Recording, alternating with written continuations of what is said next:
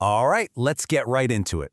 I want you to picture a police lineup. You've got the usual suspects, right? But then, standing right there between them is a goat, or maybe a cat, or even a crow.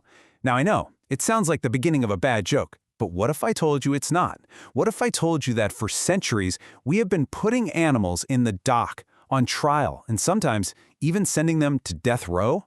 It's a question that just sounds wrong, doesn't it?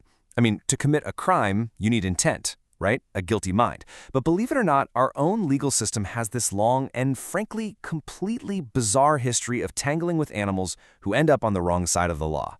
So let's dig in and see what's going on.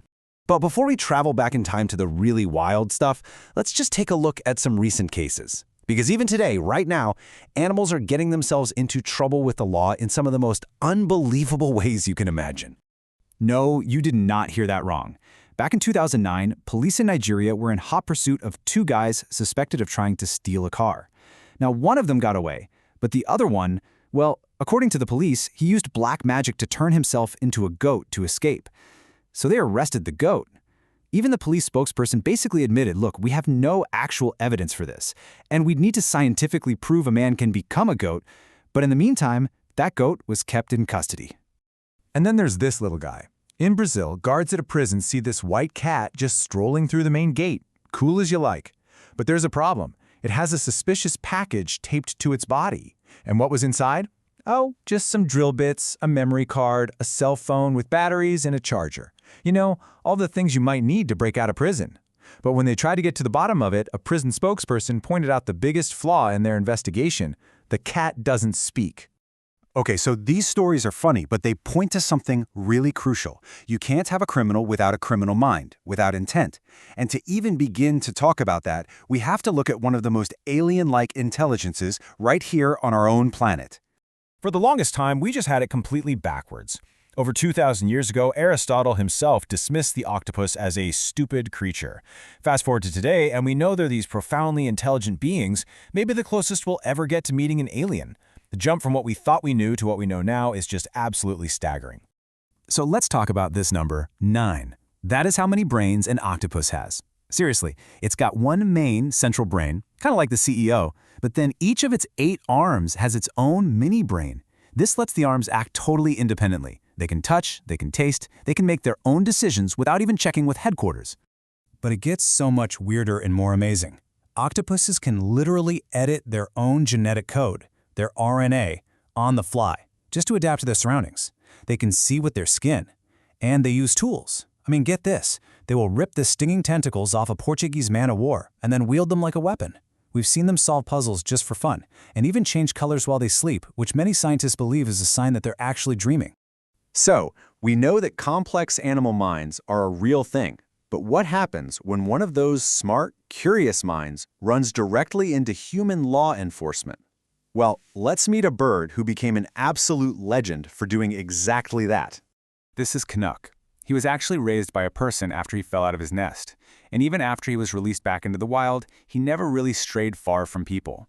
He became this well-known character in East Vancouver, famous for being both incredibly smart and incredibly bold. And his rap sheet is pretty amazing. He would just casually ride the public transit system like any other commuter. But his most famous crime, his masterpiece, was in May 2016. The police were investigating a crime scene where a man had been shot. And as they're working, Canuck just swoops down, picks up the knife, which was a crucial piece of evidence, and tries to fly off with it. He did eventually drop it, but for a moment, a wild crow was guilty of tampering with evidence. And the best part? People loved him for it. He was eventually voted the city's unofficial ambassador. An evidence-stealing crow, a contraband cat, a shape-shifting goat? These stories are pretty out there, right? You'd think it couldn't possibly get any stranger. Well, you'd be wrong, because these modern tales have nothing on what we used to do. Because for a huge stretch of human history, when an animal broke the law, we didn't just detain it and write a funny news story. No, we prosecuted it with all the seriousness and ceremony of a human trial.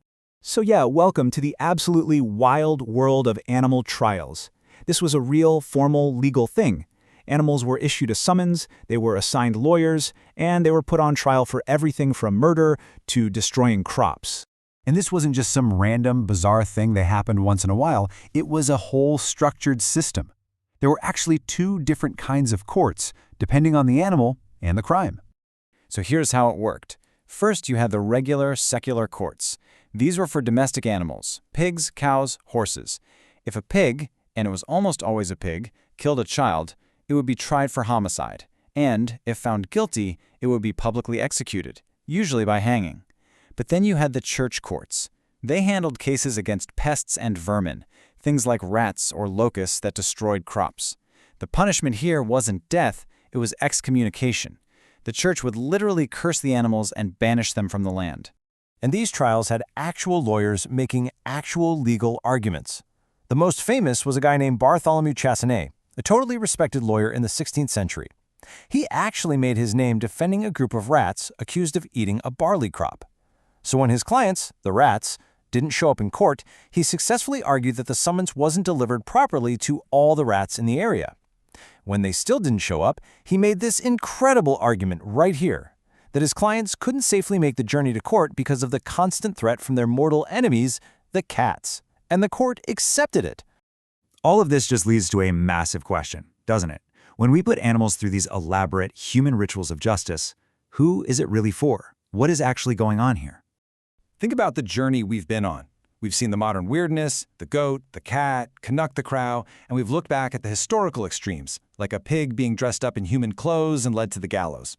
In every single one of these cases, we are pulling animals out of their world and forcing them to be characters in ours. And that brings us right to the heart of it, which is summed up perfectly by legal scholar Katie Sykes. These trials, whether they happened 500 years ago or last week, are almost never truly about the animal. The medieval trials were about restoring a community's sense of order, showing God's power, or just creating a public spectacle to deal with a tragedy. They were human dramas, plain and simple, and the animals were just unwilling actors. So that's the real question I want to leave you with. When we give an animal a lawyer or put it on trial, are we actually elevating it, recognizing its place in our world? Or are we just holding up a mirror to ourselves, using these animals to act out our own deep needs for order, for blame, and for justice in a world that often feels totally out of our control? It's something to think about.